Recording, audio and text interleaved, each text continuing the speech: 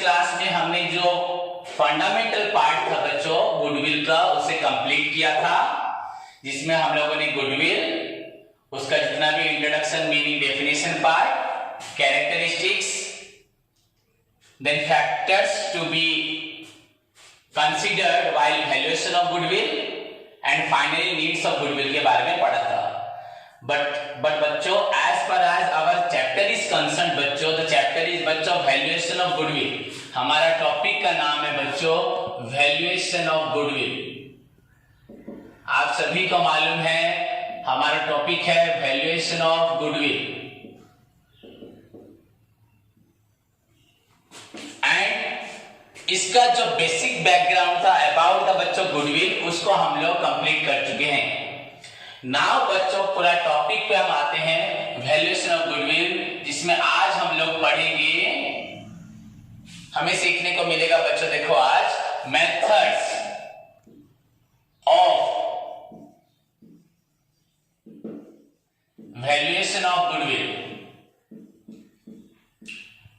बच्चों हमें अभी तक मालूम पड़ा कि गुडविल बहुत जरूरी है, बहुत एसेंशियल है, क्योंकि बच्चों अगर एक फार्म अपनी मेहनत से, उनके पार्टनर्स की मेहनत, उनके रेगुलर एनर्जेटिक मैनेजमेंट, उनका quality service, quality product, low price product, after sale service, good relationship with the employees, good relationship with the बच्चों सोसाइटी, कंज्यूमर्स, कस्टमर के साथ रख के एक दिन वो अपने आप को उस स्टेज पे ला सकता है, पहुंचा सकता है जहां पे उसको बिना मेहनत किए भी बच्चों उस दिन उसे रीजनेबल रिटर्न या अट्रैक्टिव रिटर्न मिलता है, जो उसने कुछ सालों पहले, 5, 10 साल, 15 साल पहले जो उसने सपना देखा था। सो एज वी नो बच्चों गुडविल हमें उस स्थान पे पहुंचा देती है जहां पे हमें गुड रिटर्न मिलता है।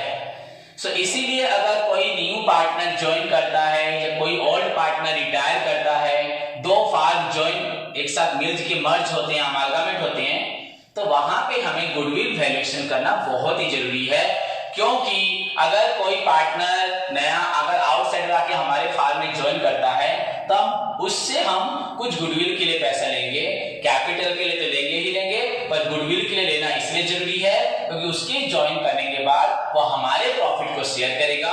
उसकी ज्वाइन करने से किसी भी प्रकार का हमारा प्रॉफिट इमीडिएटली राइज नहीं करेगा, in fact he or she will enjoy our बच्चों हमारी मेहनत का पैसा वो एंजॉय करेगा, लाभ एंजॉय करेगा। दैट्स व्हाई हम लोग उसको बच्चों गुडविल डिमांड करेंगे। एंड जब गुडविल डिमांड करेंगे हमारे दिमाग में बच्चों आएगा कैसे गुडविल कैलकुलेट करेंगे। पहले गुडविल मालूम होना चाहिए कि हमारा गुडविल कितना है, उसके बाद हम उससे गुडविल डिमांड करेंगे।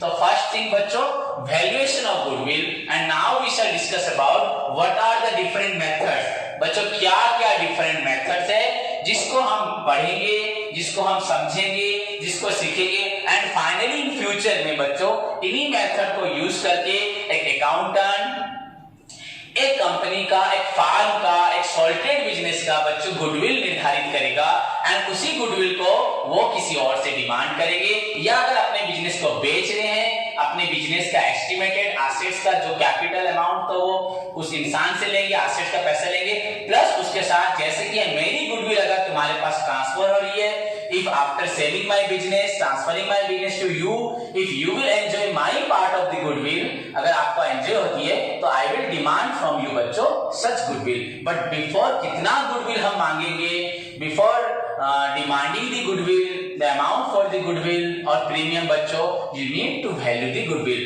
That's why the topic is बच्चों valuation of goodwill। क्लियर? इसके लिए मैंने आपको बहुत कुछ बता दिया है। एंड नाउ बच्चों हम पहुंच गए हैं methods of valuation of goodwill, जो आज तक सभी का सपना था सर गुडविल कैसे निकाला जाता है, तो मैं आज आपको सिखाने जा रहा हूं एक कंपनी गुडविल कैसे निकालती है।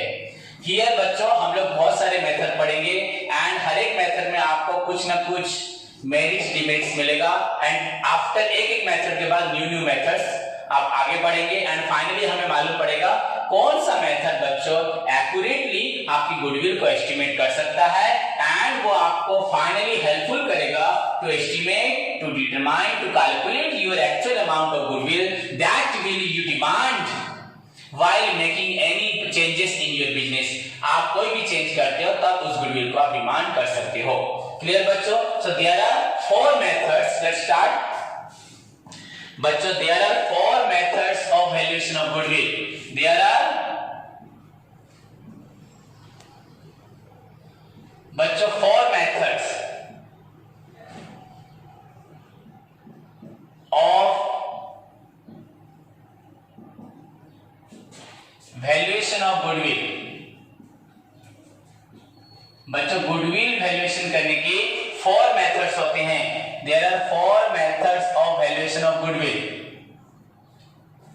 ओके बच्चों, वो मेथड सब क्या हैं? फर्स्ट वन बच्चों, पहले ध्यान से सभी देखो एंड लिखो। Arbitrary assessment, arbitrary assessment,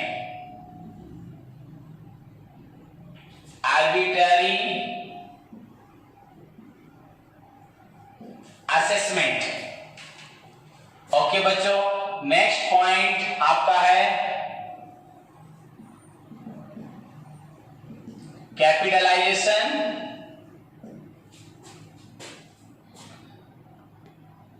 profit method या कैपिटलाइजेशन मेथड बोल सकते हो बच्चों। Second, third one is your बच्चों, डिटेल में बताऊंगा, पहले लिख लो points. Purchase of past average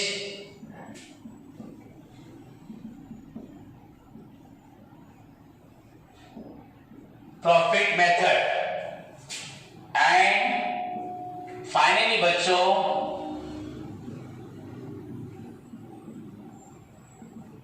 super profit method. Super profit method, arbitrary assessment, capitalisation, profit method या कैपिटलाइजेशन ऑफ प्रॉफिट मेथड जो बोल सकते, capitalisation profit method, then purchase of past average profit method, then finally बच्चों आपका हुआ super profit method. देखो आपके 4 method, there are 4 methods of valuation of goodwill and these are बच्चों, first one is your arbitrary assessment, second one बच्चों capitalization profit method, third one is your purchase of past average profit method and finally बच्चों super profit method. So how many methods of valuation of goodwill बच्चों? There are 4 methods of valuation of goodwill. Clear? So आपके सामने सारे methods हैं। These are बच्चों arbitrary assessment, capitalization profit method, first point बच्चों आपका arbitrary assessment, then उसके बाद capitalisation profit method, third one is your purchase of past average profit method and finally बच्चों super profit method. So there are बच्चों how many methods? 4 methods of valuation of goodwill. Clear इसी के साथ? अब उसके बाद बच्चों ये जो सुपर प्रॉफिट मेथड है, इट हैज अगेन बच्चों 3 वेरिएशन। सुपर प्रॉफिट मेथड में बच्चों आपको सीखने को मिलेगा अगेन 3 वेरिएशंस। आपको सुपर प्रॉफिट मेथड में फिर से बच्चों आपको इट हैज अगेन 3 वेरिएशन या इसकी बच्चों 3 कैटेगरीज है। इसके अंदर बच्चों 3 मेथड्स हैं।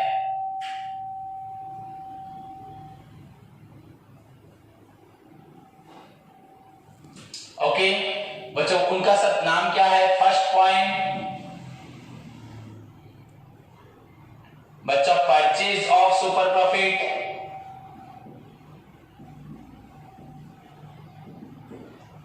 Second point capitalisation of super profit,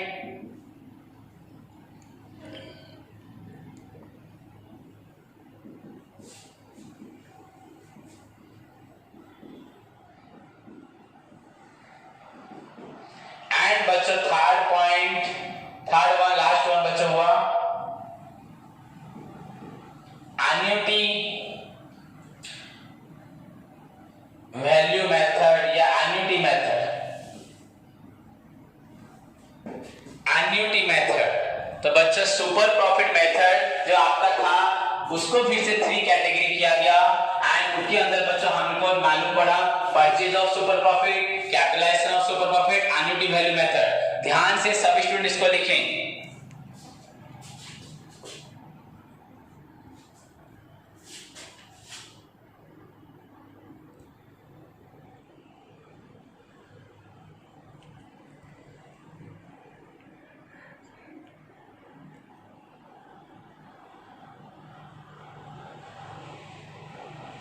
तो इसी के साथ हमें मालूम पड़ा these are the various methods of valuation of goodwill.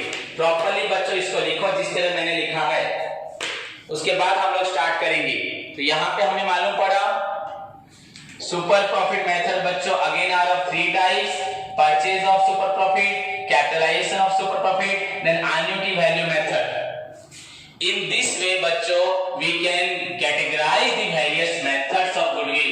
हमारा आज का टॉपिक है बच्चों methods of valuation of goodwill, जिसके अंदर हमें मालूम पड़ा there are 4 methods। First one is your arbitrary assessment, second one is your capitalization profit method, third one is your purchase of past average profit method, and last one is your super profit method, जिसके बारे में मैं फिर से discussion last में इन तीनों method को जब पढ़ाऊंगा करूंगा।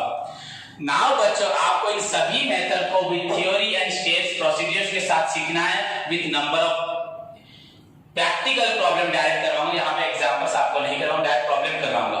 तो फर्स्ट हमें ये मेथड पढ़ना है और यहाँ पे बच्चों क्वेश्चन भी आप लोग का एग्जाम में आता है, आप लिख सकते हो what do you mean by, बच्चों what do you mean by goodwill. Okay, then बच्चों आ सकता है explain the various methods of valuing, बच्चों explain the various methods of valuing goodwill. ये आपका लॉन्ग क्वेश्चन है, आपको ये एग्जाम में 12 मार्क्स का मिलेगा। पहले ये 16 मार्क्स का था और ये 12 मार्क्स का मिलेगा। What do you mean by goodwill and explain the बच्चों various methods of valuing goodwill. Explain the various methods of goodwill. So this is the बच्चों second theory of this chapter. इस chapter का second theory है and third one बच्चों आपका only practical problem. So let's start बच्चों, move to the first point arbitrary assessment. Arbitrary assessment, okay वो बच्चों। So let's start. पहला मेथड है आपका arbitrary assessment.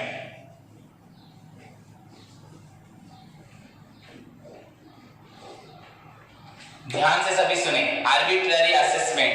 The first point, the first method is your बच्चों arbitrary assessment. So now what do you mean by arbitrary assessment?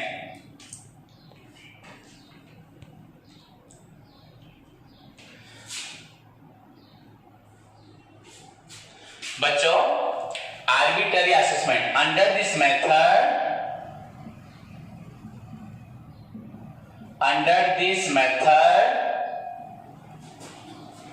बच्चों goodwill is calculated. यहां पे calculated ना बोलकर हम लिख सकते हैं arrived. Under this method, goodwill is arrived by making valuation through one of the parties, that is बच्चों वेंडर और बच्चों बायर। बट रिमेंबर बच्चों to which other agrees. Under this method, goodwill is arrived by making valuation through one of the parties, या by one of the parties बच्चों, that is vendor or buyer, to which other agrees. Clear बच्चों? लिखा सबने? लिख लो फिर समझाऊंगा।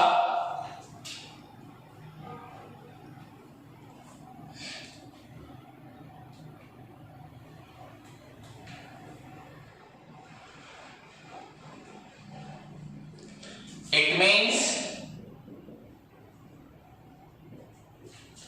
here valuation is based on the opinion of the vendor or supplier या बायर और बायर। बच्चों this method is suitable only when this method is suitable only when the details about the earning capacity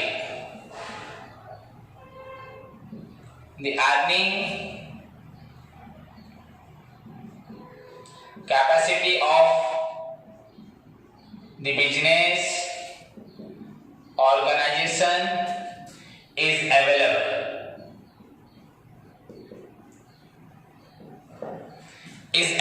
बच्चों, okay? It is the first method. It is the first method. It is the first method of valuation of goodwill. It is the first method of valuing goodwill and not commonly used in practice. बच्चों ये actually practice में use होता नहीं है। ध्यान से मैंने जो लिखा उसको ध्यान से सभी लिखें। Under this method goodwill is arrived by making valuation through one of the parties, that is vendor or buyer, to which बच्चों other agrees, to which other agrees, to which other agrees. It means the valuation of goodwill is based on the opinion of the vendor or buyer. This method is suitable only when the details about the earning capacity of the business is available. It is the first method of valuing goodwill and not commonly used in practice. इस method को बच्चों commonly practice में use किया जाता नहीं है। अब इसको मैं एक्सप्लेन करता हूं बच्चों, सुनो ध्यान से। अंडर दिस मेथड बच्चों मैंने पहले बोला goodwill is calculated. The first point बच्चों गुडविल इज कैलकुलेटेड या अराइव्ड। कैलकुलेट नहीं होगा, दैट अराइव्ड, इसको बोल सकते हो अराइव्ड बाय मेकिंग वैल्यूएशन बच्चों through one of the parties. आपका कौन पार्टी हो सकता है? वो वेंडर हो या बायर हो। वेंडर या बायर के वैल्यूएशन से आप गुडविल निकाल सकते हो।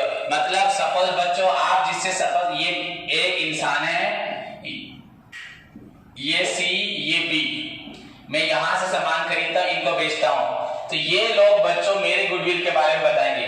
मैं इनके साथ किस तरह डीलिंग करता हूं, कितना सामान खरीदता हूं, कैसे पेमेंट करता हूं, इनको किस तरह का गुड्स प्रोवाइड करता हूं, कितना सेल होता है। ये लोग सब जो बायर्स होंगे, बहुत सारे सप्लायर्स होंगे, वेंडर होंगे, मतलब ये लोग इसके बारे में इंफॉर्मेशन देंगे। हाँ ये मार्केट में 8-10 साल से बहुत अच्छा बिजनेसमैन है, इसका रेपुटेशन, इसका पेमेंट, इसका सप्लाई, इसका सर्विस बहुत ही बच्चों एक्सीलेंट है। अगर ये सब चीजें हमें बच्चों सुनने को मिलेगी बी एंड सी। अगर इसके बाद डी पूछेगा तो ठीक है भैया, सी यहाँ सी डी ई एफ दुनिया के बहुत लोग होंगे, तो आप इसका गुडविल अगर इसके बिजनेस में खरीदोगे कितना गुडविल दोगे? तो ये लोग अगर बोलते हैं बच्चों 50 लाख, सी बोलता 50 लाख, हाँ डी बोलेगा हाँ 50 लाख या उससे ज्यादा होगा, ई बोलेगा हाँ होगा ठीक, एफ बोलेगा हाँ ठीक होगा। अगर सब लोग एग्री हैं इसका गुडविल कितना है 50 लाख, तो बच्चों इसका गुडविल हो गया 50 लाख। 50 लाख। अगर वैसे ही बच्चों बी बोल रहा है हाँ 55 लाख होगा, यहाँ पे इसके साथ और बहुत सारे लोग खड़े, वो भी बच्चों इस 50 लाख में राजी है, मतलब इसका गुडविल किसी मेथड से कैलकुलेट नहीं हो रहा। यहाँ पे we are not using any methods for the calculation of goodwill, we are only collecting the opinion information, we are collecting the data बच्चों, we are just collecting the data from the person जिनके साथ ये इतने साल से deal करता है, जिन लोगों से सप्लायर से माल खरीदता है, कितना माल खरीदता है, पेमेंट ये कैसे करता है, इन लोगों को इस ग्राहक की वजह से कितना फायदा होता है डिस्ट्रीब्यूटर कंपनी को, एंड बायर्स भी बच्चे इसके साथ कैसे फील करते हैं। सो इसका जो गुडविल होगा उसका एग्जैक्ट इंफॉर्मेशन तो कोई नहीं दे पाएगा, पर इनमें से कोई एक इंसान ऐसा वैल्यू बोलेगा एंड जिस वैल्यू को लेकर सभी अपनी सहमति या अपनी क्या देंगे व्यूज देंगे, हाँ भाई इसका गुडविल इतना मिनिमम होगा, इससे ज्यादा हो सकता है। सो एक वैल्यू बच्चों here goodwill is arrived by making valuation through one of the parties बच्चों टू व्हिच अदर एग्री, जिसमें सारे लोग एग्री होंगे। अगर 50 लाख बोला जाए तो उस 50 लाख में बच्चों सारे एग्री होंगे। इट मींस यहाँ पे वैल्यूएशन बेस करता है on the opinion of the vendor और बायर। क्लियर बच्चों, दिस मेथड इज सुइटेबल, पर ये कब सुइटेबल होगा जब यहाँ पे ये जितने बायर हैं, जितने बच्चों वेंडर हैं, इन लोगों को इसकी अर्निंग कैपेसिटी मालूम होगी, इसके साथ ये लोग 10 15 20 साल से जुड़े होंगे, एंड ये लोगों को एक्चुअली मतलब this method is suitable only when the details about the earning capacity, the basic point, जब अर्निंग कैपेसिटी इनको मालूम होगी तब ये लोग इसकी गुडविल को खुद बोलेंगे। बच्चों किसी और के बिजनेस के बारे में कोई और कैसे बोल सकता है, एक किसी पर्टिकुलर इंसान के बारे में तुम कैसे बोल सकते हो जब तुम उसको बहुत सालों से देख रहे हो, जान लो हाँ इसका इतना होगा। सो उसकी अर्निंग के बारे में लगभग मालूम होगा, या वो भी इनकम टैक्स रिटर्न इतने सालों से दे रहा है, आईटी रिटर्न, वो सारे उसके ऑडिट वगैरह होंगे तो उससे भी मालूम पड़ेगा। So it is the first method बच्चों of valuing goodwill, and not commonly and या commonly not used in practice, इसको यूज करते नहीं है, इसको प्रैक्टिस में यूज किया जाता नहीं है। क्लियर बच्चों,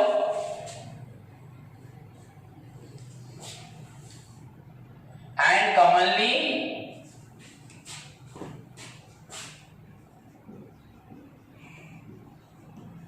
बच्चों not used in practice, practice में यूज होता नहीं है। सो दिस इज ऑल अबाउट बच्चों आर्बिट्ररी असेसमेंट। तो मुझे यहाँ पे आपको कुछ बताना नहीं है, आर्बिट्ररी में इंफॉर्मेशन हम वेंडर बायर से लेंगे जिसको सभी मानेंगे। जब सभी मान रहे हैं तो आपको अगर मेरे बिजनेस में ज्वाइन करना है, मेरे बिजनेस को खरीदना है, ज्वाइन करना है, तो आपको उतना पैसा देना पड़ेगा, क्योंकि ये मेरी गुडविल को सभी बता रहे हैं। क्लियर, तो पर ये पॉपुलर नहीं है। So this is called बच्चों arbitrary assessment। तो इसमें हमें कुछ पढ़ना भी नहीं, इसका कोई प्रैक्टिकल प्रॉब्लम एग्जांपल प्रैक्टिस भी नहीं करना है। क्लियर बच्चों, so next move to the बच्चों second method, the second most important method. your question exam के पॉइंट ऑफ व्यू से, पर as per the company's concern, company's activities is concerned, companies का परफॉर्मेंस क्या है, सिचुएशंस क्या है, आपका कल जैसे मैंने बताया था व्हाट आर द फैक्टर्स, तो उसी के हिसाब से बच्चों हम सुइटेबल मेथड को फ्यूचर में फॉलो करेंगे। And I will tell you about the exact and particular and सबसे परफेक्ट मेथड क्या है। After discussing all the methods one by one मैं आपको उनके बारे में बताऊंगा। तब तक आप ध्यान से मेथड को ध्यान से देखिए। सो बच्चों अभी सेकेंड मेथड हमारा था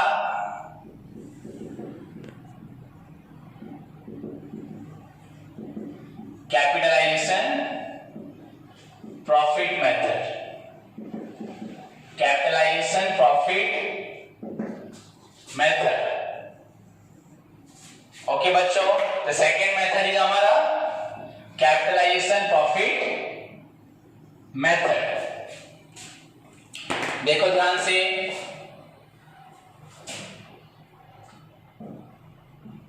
अंडर दिस मेथड बच्चों goodwill is calculated on the basis of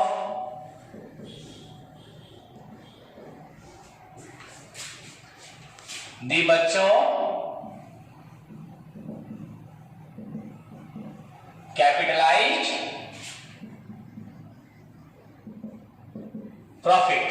under this method goodwill is calculated बच्चों on the basis of capitalized profit and बच्चों यहां पे लिखेंगे the following steps are required to follow to calculate capitalized profit बोलो या to calculate goodwill। okay बच्चों, so under this method goodwill is calculated on the basis of the capitalized profit and for the calculation of bachcho goodwill the following steps are taken into account, but the following steps are required to follow to calculate goodwill under this method। okay students, now move to the steps bachcho।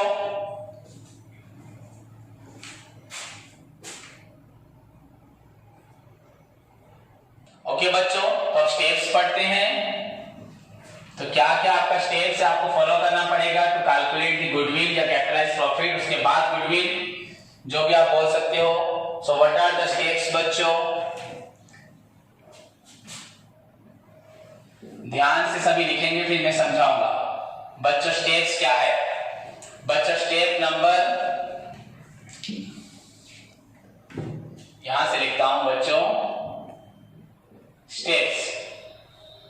Okay बच्चों, पहला step ध्यान से सभी सुने। First step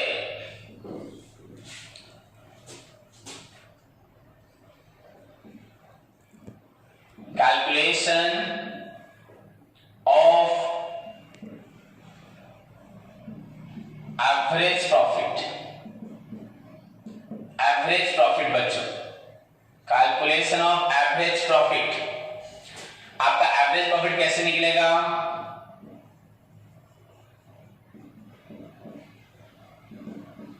is equal to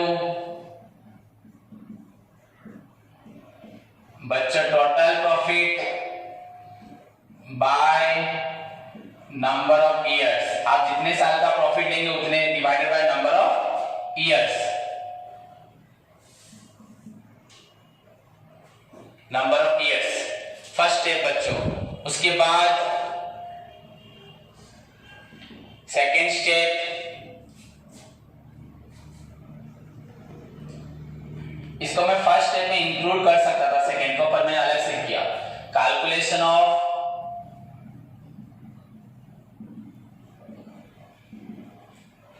maintainable future profit. इसको बच्चों MF profit भी बोलते हैं, calculation of maintainable future profit. और बच्चों कोई लोग इसको बोलते हैं एडजस्टेड प्रॉफिट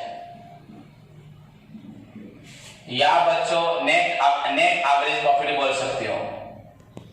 नेट एवरेज, पर हम इसको अभी लेके चलेंगे मेंटेनेबल फ्यूचर प्रॉफिट। आपके बुक में लिखा है एडजस्टेड प्रॉफिट। नाउ बच्चों what is the formula of net adjusted profit हो या आपका नेट एवरेज प्रॉफिट हो, नेट बोलो या adjusted profit, net average profit या मेंटेनेबल फ्यूचर प्रॉफिट, इसका प्रोसीड्यूर्स क्या है बच्चों? Look, first of all average profit जो हमारा निकला था यहां पे,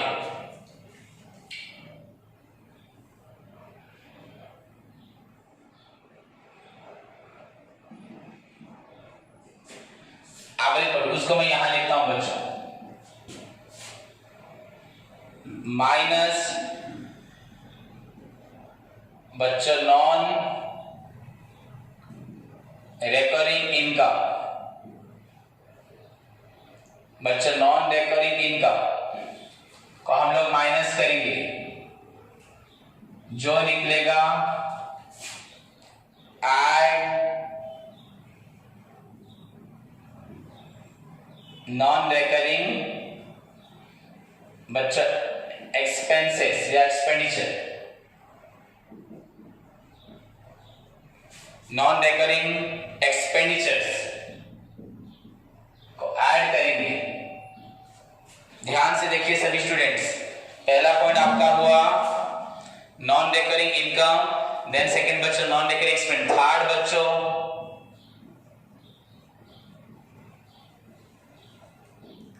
रेम्युनरेशन इफ एनी, अगर कोई रेम्युनरेशन होगा उसको भी आप माइनस करोगे, जो निकलेगा इसको बच्चों बोला जाएगा मेंटेनेबल फ्यूचर प्रॉफिट। शॉर्टकट में मैं लिख देता हूं आपको यहाँ पे एमएफ प्रॉफिट। ध्यान से लिखना सभी, इनके सारे प्रॉब्लम्स है, इसके ऊपर हमें 7-8 प्रॉब्लम प्रैक्टिस करनी है। तो फर्स्ट मैंने आपको क्या लिखा, लिखो ठीक से, average profit, then non recurring income plus non recurring expenditures, जो भी एक्सपेंसेस होगा बच्चों, then remuneration if any minus होगा, निकलेगा एमएफ प्रॉफिट। ध्यान से सभी लिखो।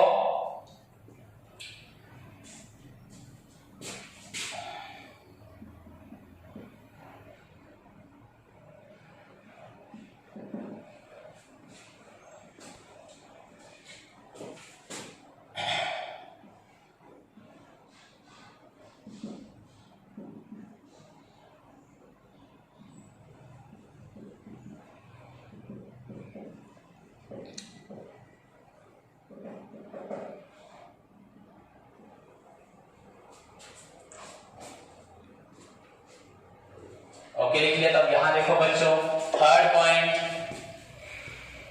Calculation of capitalized profit. Capitalized profit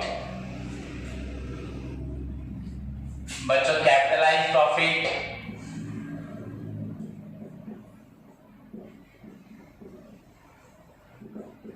is equal to बच्चों, यहां पे अभी जो हमारा निकला था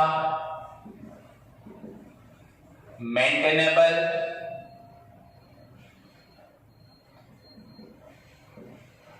फ्यूचर प्रॉफिट हुआ, उसके बाद पहले लिख लो फिर समझाऊंगा, into 100 by R, rate of return बच्चों, रेट ऑफ रिटर्न। ध्यान से लिखो सभी। देन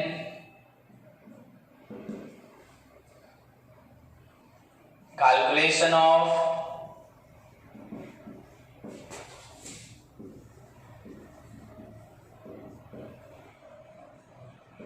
बच्चों नेट टैंजिबल एसेट,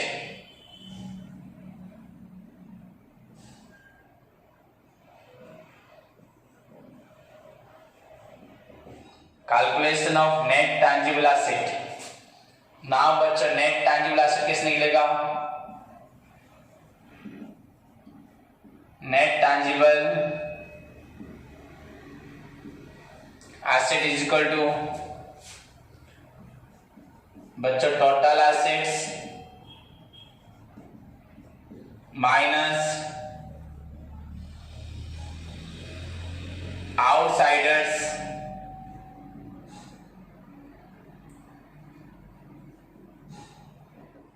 liabilities.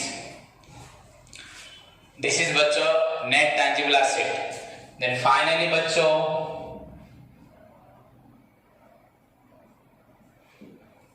आपका कैलकुलेट, सॉरी ओके लिखो बच्चों, ठीक है, एक्चुअली कैलकुलेट वैसे कुछ नहीं, तुम लोग नहीं लिखोगे, आप लोग एक ही पेन से लिखोगे, ये नहीं आप लोग भी अलग अलग पेन को मेंटेन करोगे। कैलकुलेट गुडविल, सो बच्चों goodwill is equal to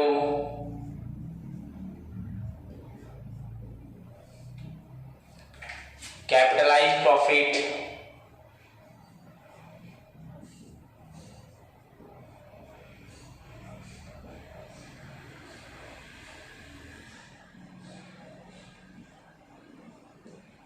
minus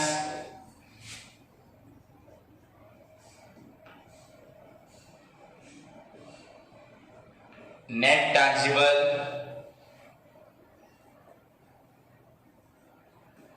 assets. Capitalised profit minus net tangible assets.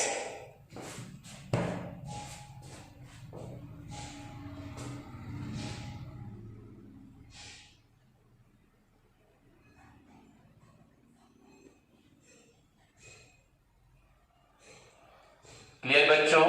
So these are the 5 steps which are required to be followed for the calculation of बच्चों goodwill.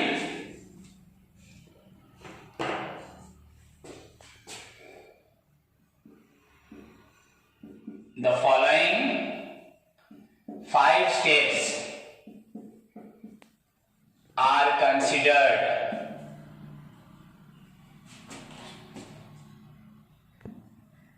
here. Okay बच्चों, ये लिख सकते हो consider for valuing goodwill. यहाँ पे बच्चों 5 steps हम कंसीडर करेंगे for the valuation of goodwill. अब आपको इसको ध्यान से समझना है बच्चों। अगर मैं आपको बस स्टेप्स लिखवा दूं एंड उसको एक्सप्लेन ना करूं बच्चों, फिर भी आप लोग रट लोगे, कर लोगे, पर बच्चों आपका कंसेप्ट क्लियर नहीं होगा, आप सभी प्रकार के मैथ को खुद नहीं कर पाओगे। तो समझना बहुत जरूरी है, उसको बस याद कर लेना, रट लेना वो जरूरी नहीं है। ऐसे मेथड्स क्यों बने, स्टेप्स ऐसा क्यों बना गया, एंड एक्चुअली बच्चों कैपिटलाइजेशन प्रॉफिट मेथड का मतलब क्या है ये सब आपको नहीं मालूम। ये कैसे गुडविल को निकालता है ये भी आपको नहीं मालूम। ओवरऑली अगर मैं बच्चों बोलूं, अगर देखा जाए, सपोज यहाँ पे देखो, सपोज हमारा बिजनेस का कैपिटल है बच्चों 1 लाख। हमें जो प्रॉफिट मिला हमने उसको हजम कर लिया, खा लिया, वो माइनस हो गया। तो 1 साल के बाद अगर वो बिजनेस बच्चों 1.5 लाख का हो गया, हमें तो जो प्रॉफिट मिला था हमने सब एक्सपेंडिचर किया, एक्सपेंसेस दिया सारे वर्कर्स को, electric bill, telephone bill, tax, आपकी जो आपका एक्सपेंडिचर था सब कुछ मीट किया, सारे डेप्रिसिएशंस हुए, प्रोविजंस हुए, रिजर्व्स हुए, सारे आपकी रिक्वायरमेंट, सब कुछ होने के बाद आपको जो प्रॉफिट मिला था वो आप ले गए। इनफैक्ट 1 साल पहले, 5 साल पहले आपका प्रॉफिट 1 लाख का था, आज 1.5 लाख हो गया। तो बच्चों बिजनेस ग्रो किया कि नहीं किया? तो ये जो 50 लाख या 0.5 एक तरह से गुडविल बना कि नहीं बना?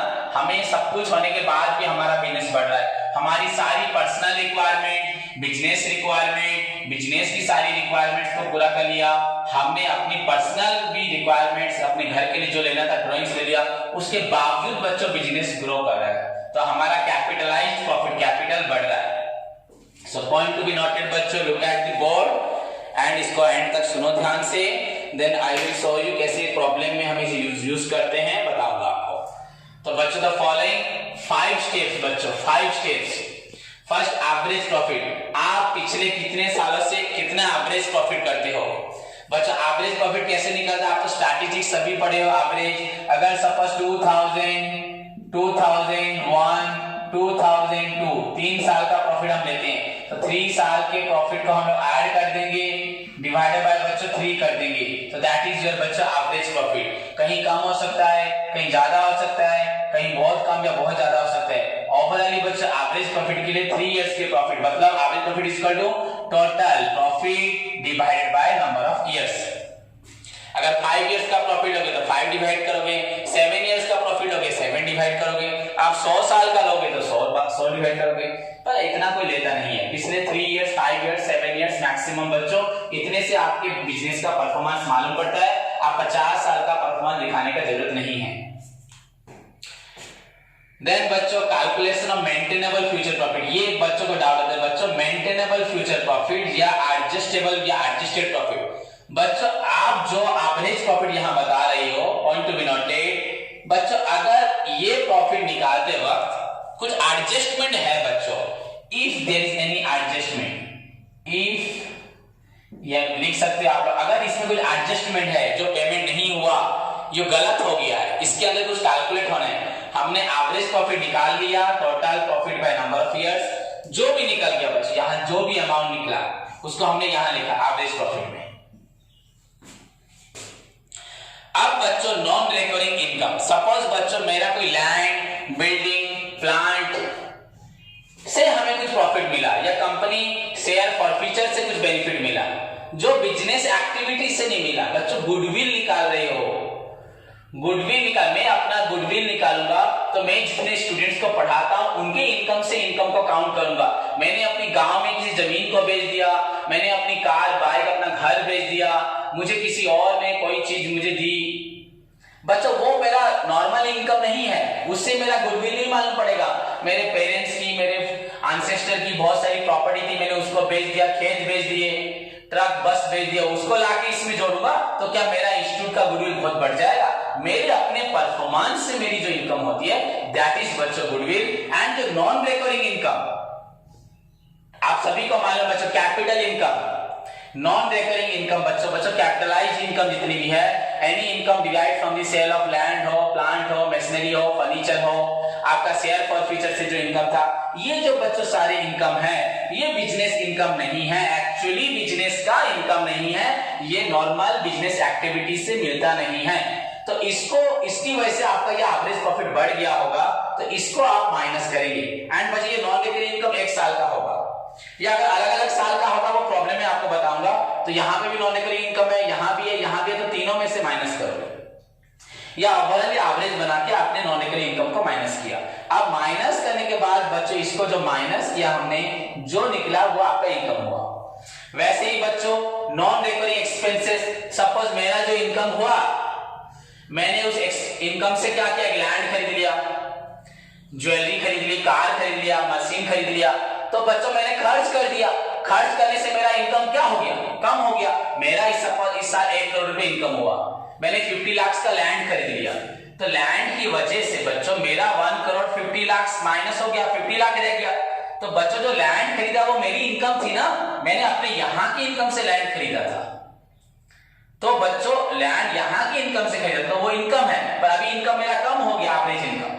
तो एवरेज इनकम अगर कम होता है एक्सपेंसेस की वजह से, कौन सा एक्सपेंसेस, बिजनेस एक्सपेंसेस नहीं है, नॉर्मल रेवेन्यू एक्सपेंसेस नहीं है बच्चों, कैपिटल एक्सपेंडिचर है ये। तो एक कैपिटल एक्सपेंडिचर को बच्चों आपको ऐड करना है, क्योंकि आपके इनकम से आपने कुछ खरीद लिया है, लैंड, बिल्डिंग, प्लांट, इसमें से इनकम कम है, तो ये एक्सपेंडिचर को आप ऐड करना है। मतलब बच्चों नॉन रिकरिंग इनकम जो बिजनेस से इनकम नहीं होती, अगर आउटसाइड से इनकम हो रही है, कैपिटल आइटम से इनकम हो रही है, उसको माइनस करना है, आपको प्रॉफिट कम करना है। क्योंकि आउटसाइडर जब आपको गुडविल देगा एंड आप गलत प्रॉफिट दिखाओगे, मेरा इतना प्रॉफिट होता है पर वो प्रॉफिट आपका लैंड, बिल्डिंग, ट्रक, बस बेच के मिला है, उसकी वजह से वो आपको देगा। वो तो आपका दुकान खरीद रहा है ना, आपका घर खरीद रहा है, तो दुकान खरीद के उसको कितना एक्चुअली गुडविल देना है। तो इसमें आपका नॉन रिकरिंग इनकम अगर मिला होगा, अगर इफ एनी बच्चों अगर इसमें इंक्लूड है नॉन रिकरिंग इनकम तो माइनस। वैसे ही बच्चों आपने कुछ मेरे इस साल की इनकम से मैंने कुछ खर्च कर दिया है तो दैट विल बी बच्चों एडेड।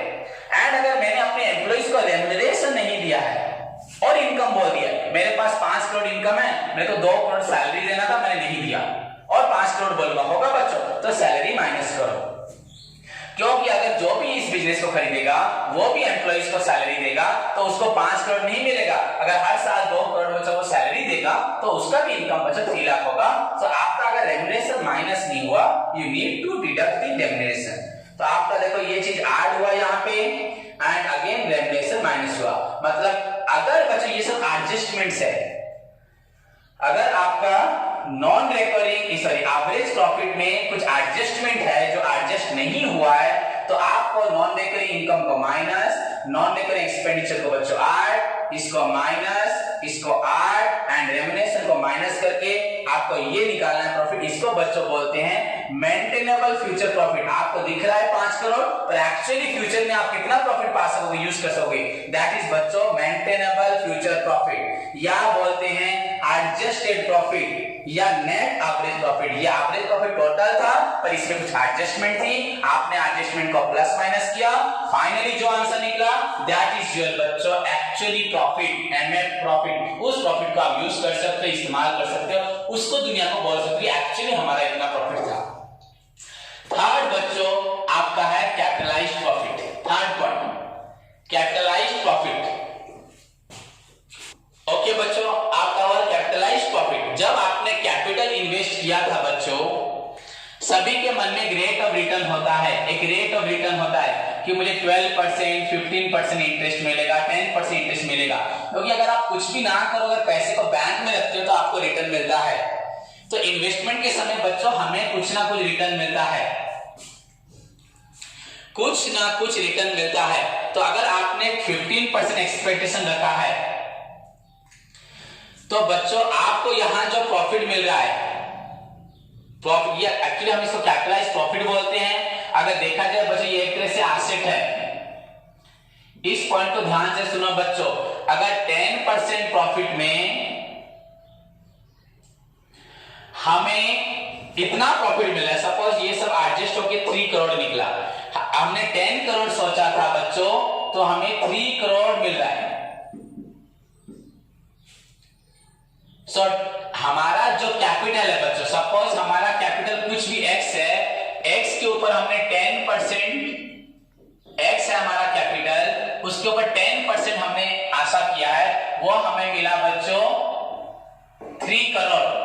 सो 3 करोड़ बच्चों हमारा हुआ प्रॉफिट 10% के हिसाब से। तो मतलब बच्चों 10%, x का 10%, मतलब बच्चों x कितना होगा, हमारा कैपिटल कितना होगा। आप नहीं समझ पाए, मैं ध्यान से, मेरी बात को ध्यान से सुनो सभी।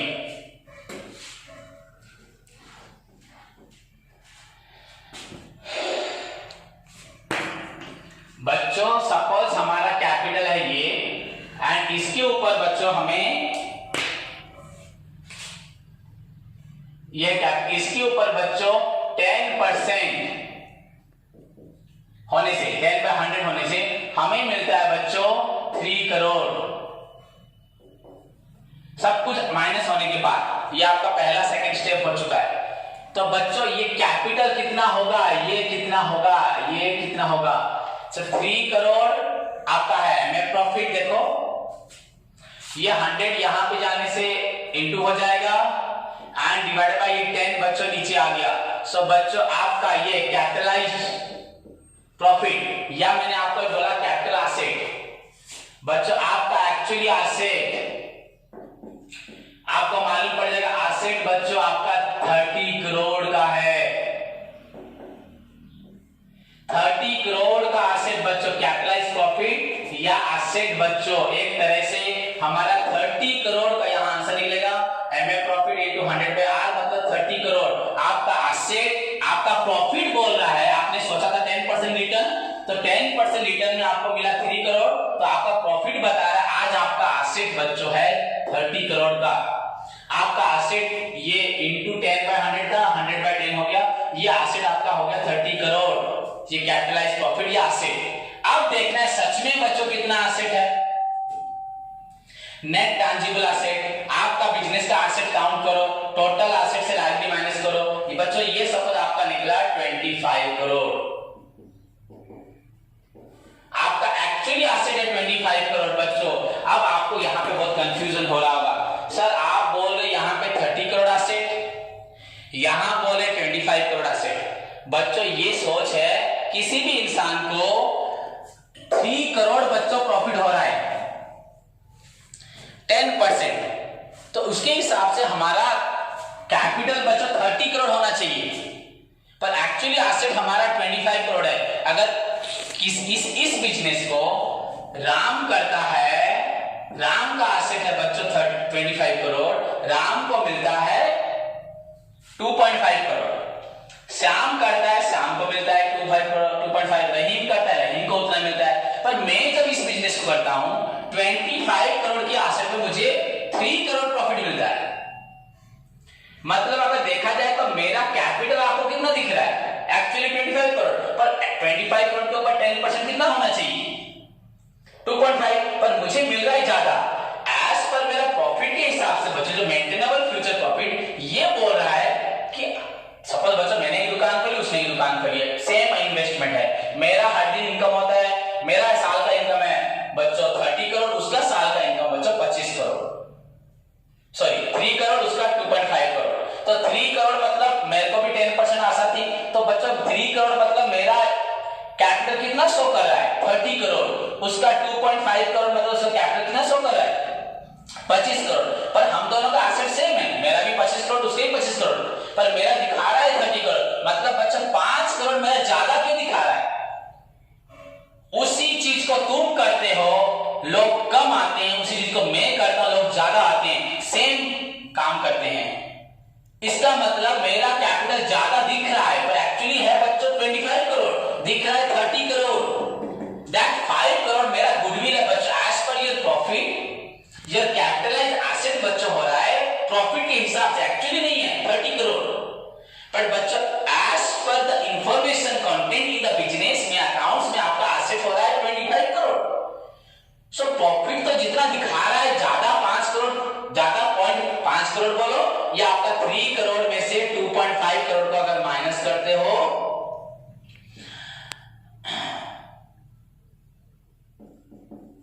तो बच्चों 50 लाख एक्स्ट्रा प्रॉफिट कहां से आ रहा है?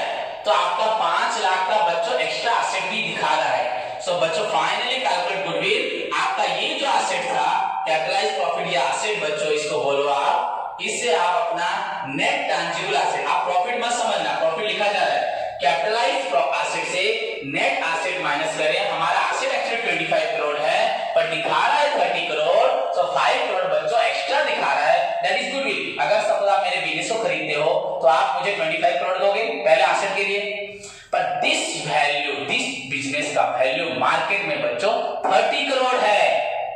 सभी का ये दुकान का वैल्यू 25 करोड़ है, मेरा वैल्यू, मेरा रिटर्न बच्चों ज्यादा आ रहा है, इतना रिटर्न बच्चों 30 करोड़ बिजनेस में आता है। तो मतलब आप मुझे दोगे 25 crore for capital and 5 crore दोगे बच्चों, that is for goodwill and this is the answer. Clear बच्चों, सबको समझ में आया? नहीं समझे तो मुझे फिर से बोलना ध्यान से बच्चों। Your annual profit will show greater amount of asset बच्चों, that is asset what 30 crore. But if you look inside the assets, you will see your asset is 25 crore. So how it will be possible, bachcho? It will be possible just because of goodwill, and goodwill is your bachcho, your capitalized asset, that is 30 crore, and your net asset is 25 crore. So that जो extra 5 crore दिखा है, that is your goodwill. So this is the first method. अगर बोला जाए on the basis of calculation, first method बच्चों capitalization profit method, because arbitrary में कोई calculation नहीं था। क्लियर बच्चों? होप सभी को समझ में आया। इसको पूरी अच्छे से लिखो, पढ़ो एंड सारे स्टेप्स को पूरे याद करो, पूरे मेमोरी में रखो।